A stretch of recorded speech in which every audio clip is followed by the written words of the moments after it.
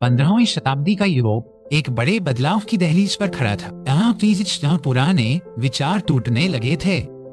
अंधकार युग की छाया धीरे धीरे छंट रही थी और ज्ञान का नया प्रकाश क्षितिज पर दिखाई दे रहा था। लेकिन इस समय तक ज्ञान और शिक्षा केवल कुछ चुनिंदा लोगों तक ही सीमित थी। पुस्तकों का निर्माण हाथों से किया जाता था, जो एक गहरी और थकाऊ प्रक्रिया थी। एक ही पुस्तक की प्रतिलिपि बनाने में महीनों या कभी कभी वर्षों का समय लग जाता था। चर्म पत्र और स्याही की लागत इतनी अधिक थी कि आम आदमी के लिए किताबें खरीदना सपना मात्र था। ज्ञान के इस अभाव ने समाज को अंधविश्वास और अज्ञानता की जंजीरों में जकड़ रखा। लेकिन जर्मनी के मेंज शहर में एक व्यक्ति के मन में एक क्रांतिकारी विचार जन्म ले रहा था। उस व्यक्ति का नाम था जोहान्स गुटेनबर्ग।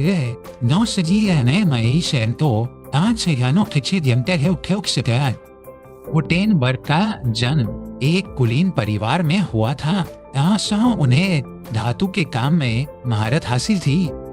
उन्होंने अपने बचपन में सिक्कों को ढालते हुए देखा था, जिससे उन्हें मुद्रण का प्रारंभिक विचार मिला। धातुओं को पिघलाने और सांचों में ढालने की कला उनके खून में दौड़ रही थी। क्या होगा अगर हम अक्षरों को भी सिक्कों की तरह ढाल सकें? जिसे तैयार सके थे। यह प्रश्न गुटेनबर्ग को दिन रात परेशान करने लगा और उन्हें सोने नहीं देता था। उन्होंने स्ट्रेसबर्ग में अपने प्रयोग शुरू किए।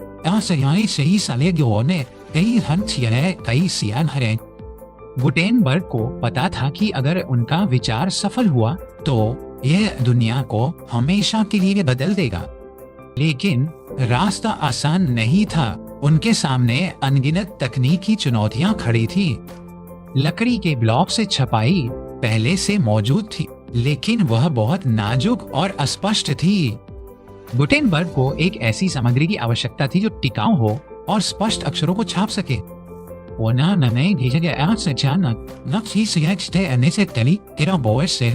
टिन और एंटीमनी के मिश्रण से एक नई मिश्र धातु का आविष्कार किया। यह मिश्र धातु जल्दी ठंडी हो जाती थी और दबाव को झेलने के लिए पर्याप्त मजबूत थी। अब उनके पास मूवेबल टाइप या चल प्रकार के लिए सही सामग्री थी। अगली चुनौती एक ऐसी स्याही बनाने की थी जो धातु के अक्षरों पर टिक सके। पानी आधारित स्याही चयनित किया।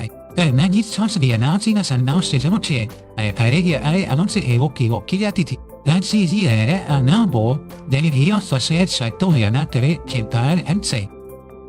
ने तेल आधारित पेन से साथ प्रयोग किया जो चित्रकारों द्वारा उपयोग किए जाते थे। उन्होंने कालिक और अलसी के तेल को मिलाकर एक गाढ़ी और काली स्याही तैयार की। यह स्याही धातु के अक्षरों पर पूरी तरह से चिपक गई और कागज पर अमिट छाप छोड़ी। लेकिन अभी भी एक महत्वपूर्ण हिस्सा गायब था।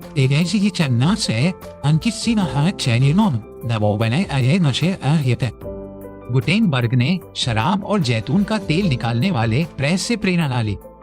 उन्होंने इस प्रेस के डिजाइन को संशोधित किया ताकि वह कागज पर समान रूप से दबाव डाल सके। लकड़ी का पेच भारी लकड़ी का पेच जो एक लीवर द्वारा घुमाया जाता था।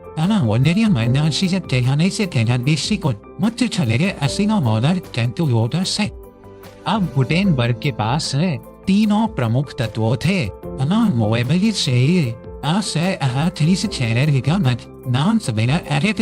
तेल आधारित स्याही और लकड़ी का प्रेस। उन्होंने अपनी कार्यशाला में रात दिन काम किया, जिसे नरक कहा जाता था क्योंकि वहां हमेशा भट्टी जलती रहती थी। उनका पहला बड़ा प्रोजेक्ट एक कविता थी लेकिन उनका सपना कुछ और ही था। वे पवित्र बाइबिल को छापना चाहते थे ताकि भगवान का शब्द हर घर तक पहुंच सके। इस विशाल परियोजना के लिए उन्हें धन की आवश्यकता थी।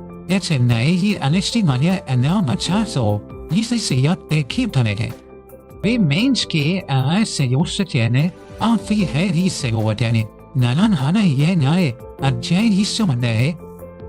ने गुटेनबर्ग के आविष्कार में क्षमता देखी और उन्हें भारी कर्ज दिया। ऐसी है नया नैसी ये हो अनचिन छे अच्छे जफनते और मच्छी पीटर शॉफर नामक एक कुशल सुलेखक भी उनकी टीम में शामिल हो गया। तीनों ने मिलकर इतिहास की सबसे प्रसिद्ध पुस्तक गुटेनबर्ग बाइबिल पर काम शुरू किया। हर पन्ने को सावधानी पूर्वक डिजाइन किया गया था। इस सजीव में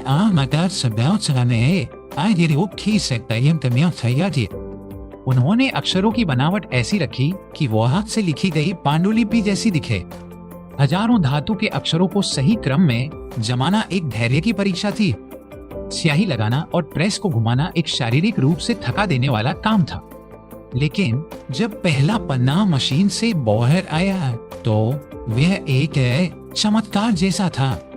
अक्षर इतने स्पष्ट और सुंदर थे कि कोई भी विश्वास नहीं कर सकता था कि यह मशीन द्वारा किया गया है। गुटेनबर्ग ने लगभग 85 बाइबिल छापने की योजना बनाई, जिनमें से कुछ चरणों पत्र पर और कुछ कागज पर थी। काम धीरे धीरे आगे बढ़ रहा था और खर्च बढ़ता जा रहा था। फर्स्ट ने अपना धैर्य खो दिया और अपने पैसे वापस मांगने लगा। गुटेनबर्ग अभी तक बाइबिल की बिक्री से मुनाफा नहीं कमा पाए थे।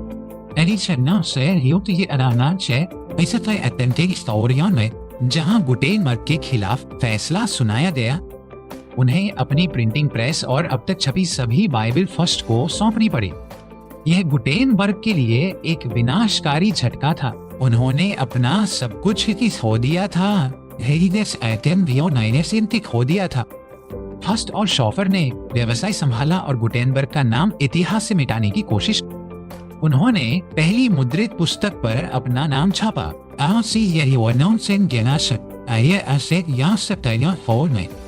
लेकिन गुटेनबर्ग हार मानने वालों में से नहीं थे। उन्होंने एक छोटी सी दुकान खोली और फिर से मुद्रण का काम शुरू किया। हालांकि वे कभी अमीर नहीं बन पाए, लेकिन उन्होंने अपने जुनून को नहीं छोड़ा। यही गए ऐसे गए। मुद्रण की तकनीक जंगल की आग की तरह पूरे यूरोप में फैल गई। जो कारीगर गुटेनबर्ग के साथ काम करते थे, वे अन्य शहरों में गए और अपनी दुकानें खोली। इटली, फ्रांस और इंग्लैंड में प्रिंटिंग प्रेस स्थापित होने लगे। अचानक किताबों की बौर आ गई और कीमतें तेजी से गिर गईं। अब एक किसान भी यह बाइबिल पढ़ सकता था, जो पहले केवल राजाओं के पास होती थी। यहाँ से लोकतंत्रीकरण शुरू हो गया था। इसने पुनर्जागरण को गति दी, क्योंकि प्राचीन ज्ञान अब सभी के लिए सुलभ था। वैज्ञानिक अपने शोध को तेजी से साझा कर सकते थे, जिससे विज्ञान में क्रांति आ गई। कोपरनिकस की पुस्तक दी रेवोल्यूशनिबस ने ब्रह्मांड के बारे में हमारी समझ को बदल दिया। यह सब मुद्रण प्रेस के बिना संभव नहीं होता। मार्टिन लूथर ने भी अपने अनूठे शोध प्रबंधों को फैलाने के लिए प्रिंटिंग प्रेस का उपयोग किया। इससे प्रोटेस्टेंट सुधार आंदोलन की शुरुआत हुई। सच की शक्ति को चुनौती दी। विचारों को दबाना अब शासकों के लिए असंभव हो गया था। और गुटेनबर्ग की खोज ने सूचना के युग की नींव रखी। आज हम इंटरनेट को सूचना क्रांति से है, लेकिन पहली क्रांति गुटेनबर्ग ने लाई थी। अपने जीवन के अंतिम वर्षों में ये गुटेनबर्ग को मेंज के आर्कबिशप द्वारा सम्मानित किया गया। उन्हें हॉफमैन की उपाधि दी गई और पेंशन प्रदान की गई। यह समय जोहान्स गुटेनबर्ग का निधन हो गया, लेकिन उनकी विरासत अमर हो गई। उन्हें शायद ये अंदाजा नहीं था कि उनका आविष्कार मानव इतिहास का सबसे महत्वपूर्ण आविष्कार बन जाए।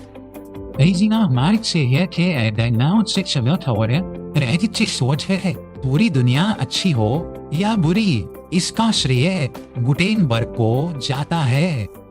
आज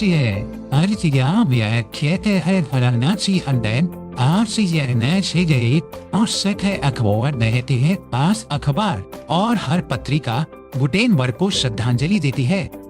उन्होंने हमें शब्दों की शक्ति दी और हमें अपनी आवाज दी। शिक्षा अब केवल अमीरों का विशेषाधिकार नहीं थी, ताकि यह सबका अधिकार बन गई। गुटेनबर्ग की कहानी हमें सिखाती है कि एक विचार दुनिया को बदल सकता है। चाहे कितना भी जिसया आए नहीं आई चीज हो गए दृढ़ संकल्प से है। उनकी असफलताएं और संघर्ष उनकी सफलता की सीढ़ियां बनी।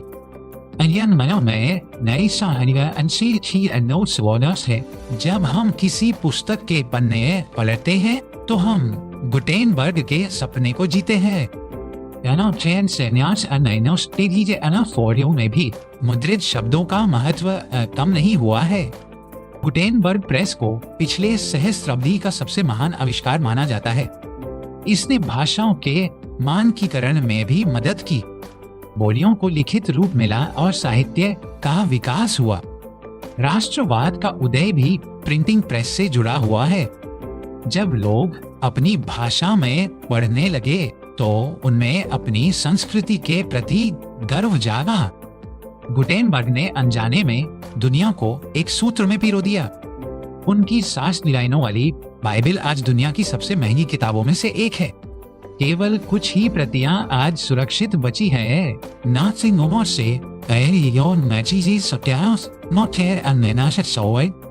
वे मानव प्रतिभा और नवाचार के स्थायी स्मारक हैं। गुटेनबर्ग का जीवन हमें जोखिम लेने की प्रेरणा देता है। उन्होंने अपनी आरामदायक जिंदगी को दांव पर लगा दिया एक अज्ञात भविष्य के लिए। अक्सर महान आविष्कारक अपने समय में पहचाने नहीं जाते।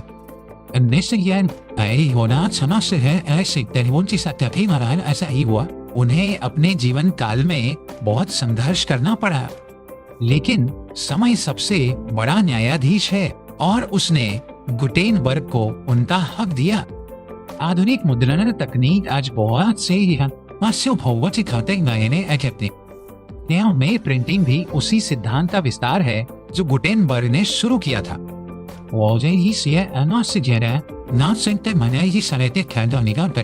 जैसे गुटेनबर्ग ने शब्दों का निर्माण किया।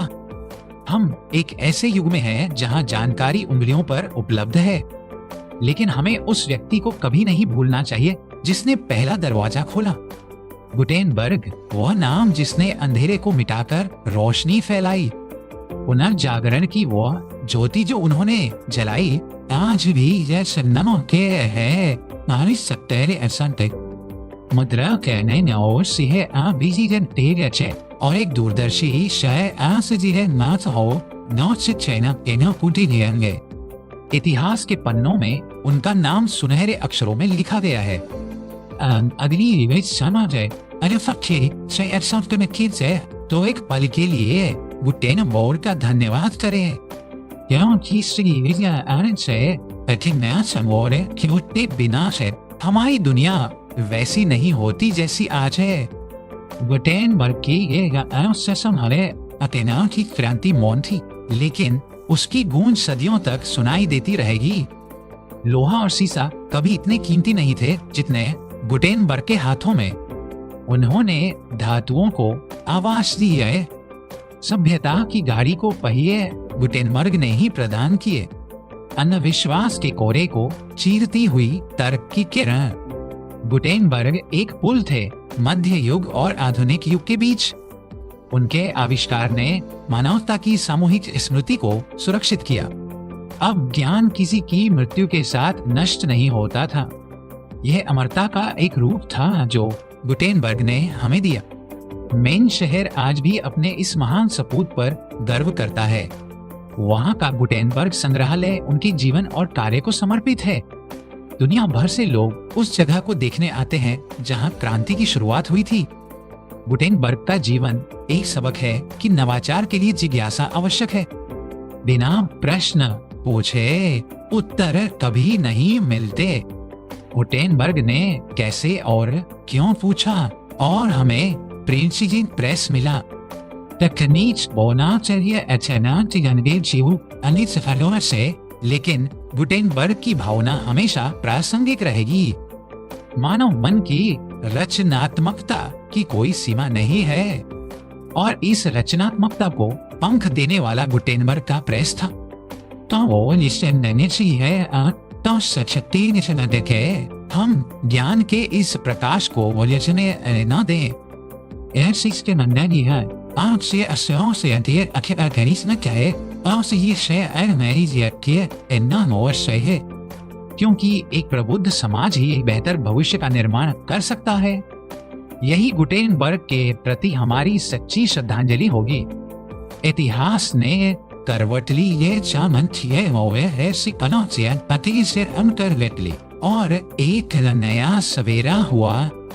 वो सवेर से मनो मेजी शेट है अनिय सविने अनानस अत्यंत कांतिये नहीं मस्के ये तो आम बातियों से अत्यंत अलगलेक्शन से जोड़। उनके योगदान को शब्दों में मापना मुश्किल है, क्योंकि उन्होंने शब्दों को ही शिक्षा आम सीमाओं से बाहर कर दिया।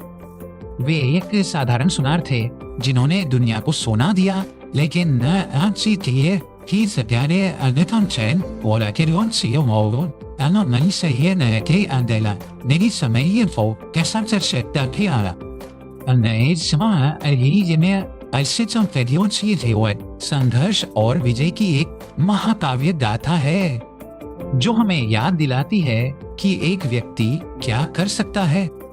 गुटेनबर्ग मुद्रण की सीरीज की साथ जनक आधुनिक युग के निर्माता।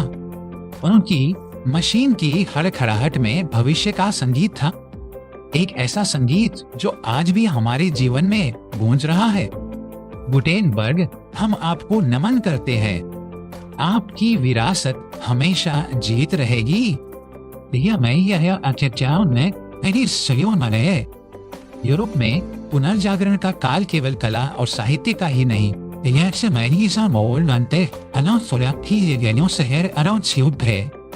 गुटेनबर्ग के प्रेस ने वैज्ञानिकों को अपने प्रयोगों के परिणाम साझा करने की शक्ति दी। वेसालियस की मानव शरीर रचना की विस्तृत छवियां अब मेडिकल छात्रों तक पहुंच सकती थी। इससे चिकित्सा विज्ञान में अभूतपूर्व प्रगति हुई और कई जानें बचाई जा सकी। नेविगेशन और भूगोल के नक्शे भी अब अधिकता में छापे जाने लगे। कोलंबस जैसे खोजकर्ताओं के लिए ये मुद्रित नक्शे अमूल्य साबित हुए। इसने नई दुनिया की खोज और वैश्विक व्यापार के मार्गों को खोलने में मदद की। गुटेनबर्ग की तकनीक ने संगीत के प्रसार में भी भूमिका निभाई। संगीत के स्कोर अब हाथ से न लिखकर छापे जा सकते थे, जिससे संगीतकारों को लाभ हुआ। शिक्षा प्रणाली में तो आमूलचूल परिवर्तन आ गया। विश्वविद्यालयों में छात्रों को अब व्याख्यान के दौरान पूरी किताब नकल नहीं करनी पड़ती। वे पाठ्य पुस्तकों का अध्ययन कर सकते थे और चर्चा पर ध्यान केंद्रित कर सकते थे। पुस्तकालयों का आकार और संख्या बढ़ने लगी। पहले जहां एक पुस्तकालय में कुछ 100 किताबें होती थी, अब वो बहुत सहजित तरह है। गुटेनबर्ग का प्रभाव केवल यूरोप तक सीमित नहीं रहा। जल्दी ही यह तकनीक पूरी दुनिया में फैले। संस्कृति है आम तथ्य है अलिनास ने परियों को बदल दिया।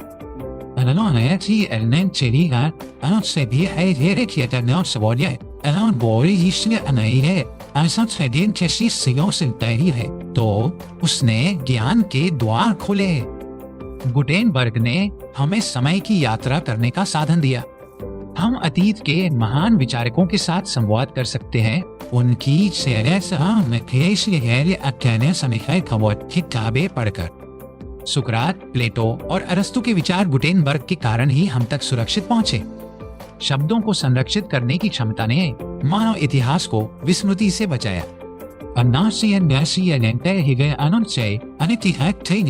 जिन्होंने बिना तलवार उठाए क्रांति ला दी। उनका जीवन इस बात का प्रमाण है कि तकनीक मानवता की सेवा कर सकती है। आज के नव की डिजिटल क्रांति के दौर में हमें गुटेनबर्ग की उस पहली क्रांति को याद रखना चाहिए, क्योंकि वही वह नींव थी जिस पर हमारी आधुनिक सभ्यता खड़ी है।